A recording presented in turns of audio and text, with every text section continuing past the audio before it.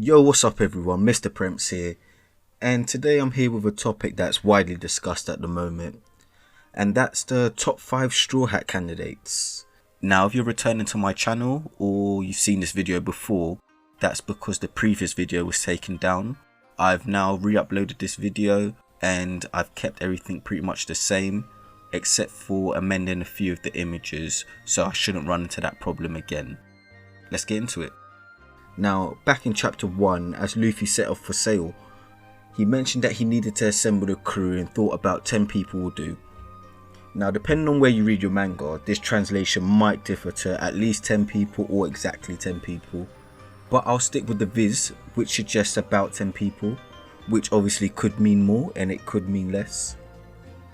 Now, if we look back at Jinbe officially joining the crew in chapter 976, that actually took the Straw Hat Pirates to 9, and 10 if you include Luffy.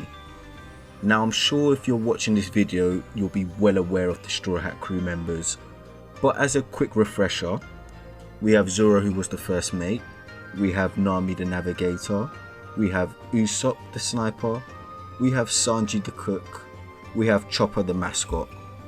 No, I'm just playing.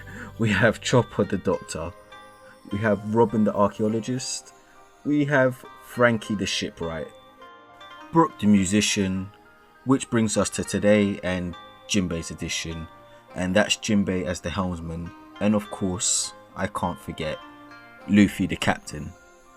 So altogether that's 10 members, and it's got me thinking, it seems like there may be just the one spot left in Luffy's crew, and I'm sure there's loads of thoughts as to who this may be, but here's a list of my top 5 candidates for Straw Hat.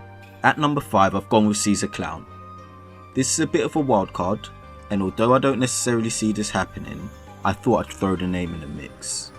We first met Caesar on the arrival in a new world on Punk Hazard, where he was conducting experiments. We go on to spend much time with him, holding him hostage, finding out some of the bad he's done, the experiments on the kids, and producing the gas that Jack used on Zoe. The crew force him to right his wrongs in true Straw Hat fashion by having him undo that damage. Now, some may hate the idea of him joining, but with Vegapunk as a future antagonist for the crew, could it be important that we have a scientist who could counter that threat? At number 4, we have Vivi. Vivi travelled with the crew for an extended period of time in a story that covered Whiskey Peak, Little Garden, Drum Island, right down to her hometown of Alabasta.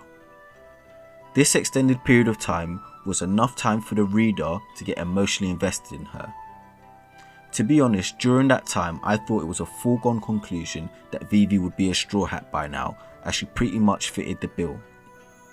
I mean, think about it. Vivi technically started travelling with the crew before the crew's 5th member in Chopper. So technically we might have got Karoo as the mascot of the Straw Hats instead.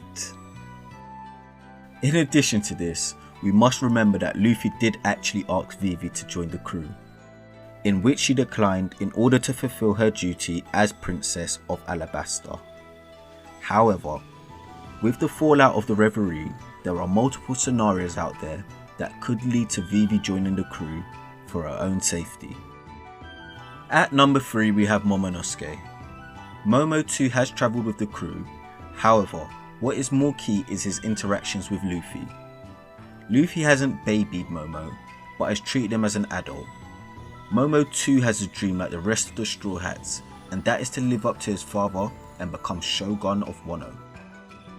One thing is for certain, he's certainly not even close to being his father, but could you imagine him being the cabin boy of the crew? Having the chance to spend time under Luffy, the journey he'd go on, what he'd learn, and the opportunity to train with Zoro would see him flourish. Shanks himself started off as a cabin boy for Roger, and look at him now. Momo could return a warrior to an open-bordered Wano, becoming the Shogun and fulfilling his dream. At number 2 is Carrot. Now, this suggestion has been out there for a while, but Carrot wants an adventure. She snuck onto the Sunny to continue her adventure and was a prominent member in rescuing Sanji in Whole Cake Island. Pedro wanted to travel with Roger and was told his time will come, and it appears that Carrot now carries his will. One of the last conversations he had with her was explaining that Luffy would be the one who would lead the world to a new dawn. Carrot might just stick around to witness it. The awaited number 1 is Yamato, aka Kaido's son. We found out in chapter 983 that Yamato is actually a female impersonating Odin due to her adoration for him. She's in possession of Odin's journal and says she's been waiting for Luffy and aims to open up Wano's borders. Fast forward to chapter 985 and Yamato has pretty much asked Luffy to join the crew. With Luffy still trying to suss out whether she's a good person or not, it appears she's in good stead to join the crew. She's evidently a strong female and would make an amazing addition to the crew. My only hesitancy is that she has Odin's journal, and I'm worried that she may know too much. But I'm sure we'll find out soon nonetheless. So there you have it, my top 5 candidates for Straw Hat. For all of those new to the channel, make sure you subscribe, and if you like anything I've had to say, make sure you hit that thumbs up button too.